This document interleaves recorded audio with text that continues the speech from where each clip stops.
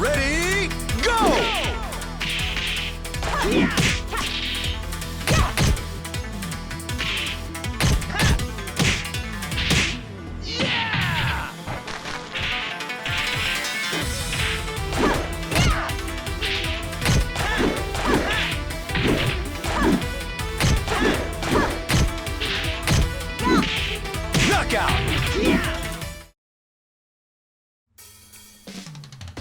So, in the last video, I went over how backdashing and sidestepping are pretty dangerous. So obviously you might be asking, well, if they're so dangerous, when the fuck do I actually do this stuff? Like, when am I allowed to actually sidestep? When do I backdash? Well, we're going to go over that. And I want to compare it to how sidestepping and backdashing works in Tekken again.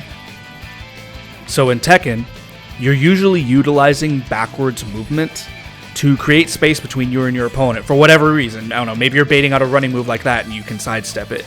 Or maybe you're trying to force a whiff that you can punish. Or maybe you're a character like Lee that's got some counter hit keep out tools.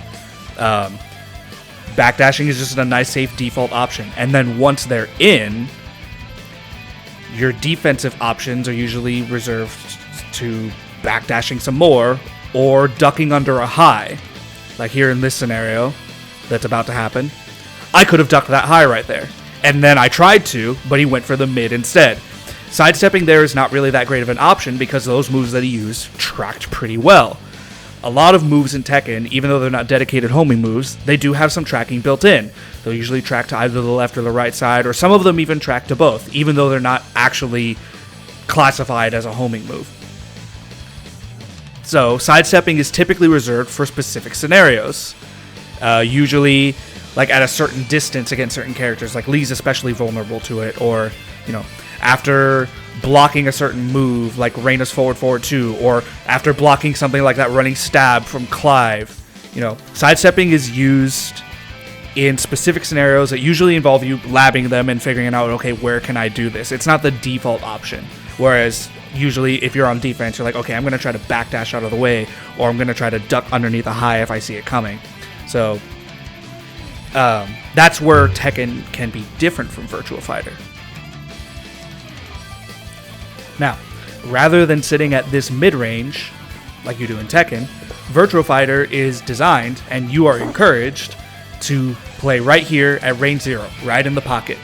These rounds are lightning fast, they're only 45 seconds, and damage is extremely high. You saw in that opening clip where Jackie and Sarah, they're just right in each other's face and just evading side to side constantly, trying to get their turn back, trying to get some kind of positional advantage. That's where this game is beautiful, man. I love it. But when do you actually do your side steps? Well, first off, it's not called side steps here in Virtua Fighter. It's called evasion. And it's used almost exclusively when you are at minus frames. So there's two real situations when that happens. First, let's say you do something and it's a block, and you get punished. Like you do something on block and you're punishable. Well, I'm -4 after Jackie hits me with this PK string. So I cannot challenge him. If I try to challenge with a jab, I get counter hit. It's frame trap. But I can evade instead, and you'll know it's successful because you hear the sound cue. That's the first situation when you can use evasion. When you have been hit by something and you do not want them to continue their offense. Another situation is when you have done something and it has been blocked. So typical would be like a 6P. Like always 6P, you'll see here, is -4 on block. And if they try to retaliate, they try to take their turn back, I can't stop them. I get countered. But I can evade. And again, you'll know it's successful because of the sound cue. So that's the other situation when you want to evade. When you have done something, you are establishing your offense, and you don't want them to retaliate against you. So that's when evasion is useful. Again, almost exclusively at minus frames. You do not want to evade when you're plus. If you are plus, your evade will fail, and you'll just get hit out of basically anything. And again, you're not going to hear a sound cue. You'll know when an evasion is successful because you'll hear your character make some kind of noise when they evade something.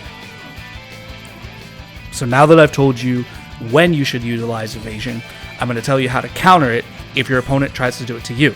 So, evasion is not this ultimate, I'm minus, I can evade, and now I'm free. It doesn't work that way. There are things that can counter it. One of the things about this game that is different from Tekken is that throws, for the most part, are homing. They are designed to catch evades. So let me go to the CPU, reaction. I want to set it to throw. There we go.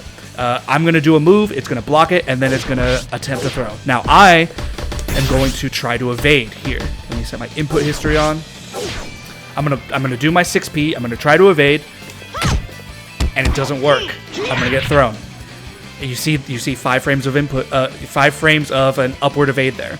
That's not because I don't have enough time. You might think like, oh, like the grab is just too fast. You can't evade in time. It's got nothing to do with the timing. It has to do with the fact that the throw is designed to catch evade. It's designed to stop you from doing it. And it will stop you 100% of the time. Another way that you can counter someone evading is you can use your big circular moves. All right, Jackie, that's enough. You don't have to throw me anymore. I'll just have normal hit. You'll hear the big whoosh sound.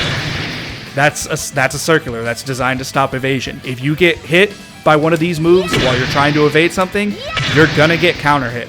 That's what they're designed to do. Another way that they can stop evasion is if they just can delay their button. So let me go back to this. Let me record Jackie doing a thing. I delayed the 6P after the jab. So let's see. Yep. If you delay it, you just wait for my evade to finish, and then you throw out your button. That's another way that you can stop evade. If you notice, you didn't hear the little sound cue there when I tried to evade a move. So yeah, if you're at this point, you're getting a little more advanced, but I wanted to make sure that you knew, okay, now that I've taught you how to utilize evasion, I need to teach you how to stop it as well. So if your opponent is doing these things to you, or you need to do them to your opponent, now you know. So now that I've told you about evasion, let's learn about how to utilize backdashing. Now, backdashing is much more dangerous than evasion is, and its usage is a little bit more nuanced. So I'm going to keep things simple here. Obviously, like I said before, backdashing has a lot of recovery frames. It takes a long time for you to block after the backdash is finished. Now, one thing that I didn't mention before, backdashing can be canceled into an evade, and then that can be canceled into a block. But that's still a lot of time where you're vulnerable. I would say one of the easiest and more generally applicable ways to utilize backdash, you can actually use it to bait get-up kicks. So let me just make sure that I've got the CPU set to get-up kick here. Yeah, mid-attack, fastest, we're good. So if you knock someone down and they're get-up kicking a lot, bait the get-up kick, and get ready with a whiff punish. You're going to have to backdash pretty far because a lot of these characters have some pretty long legs.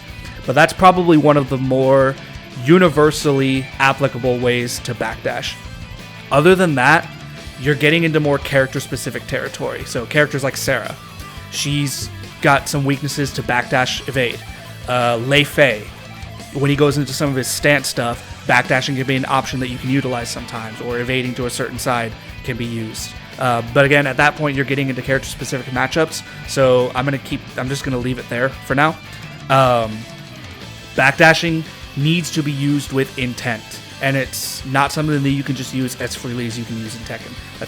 That's one of the main differences between Tekken and Virtua Fighter. So that's pretty much it for this one. Movement is totally different, and I know I dedicated 2 videos to it, but I wanted to make sure that you had as many tools as necessary, especially for you like Tekken players that are wanting to try this out for the first time.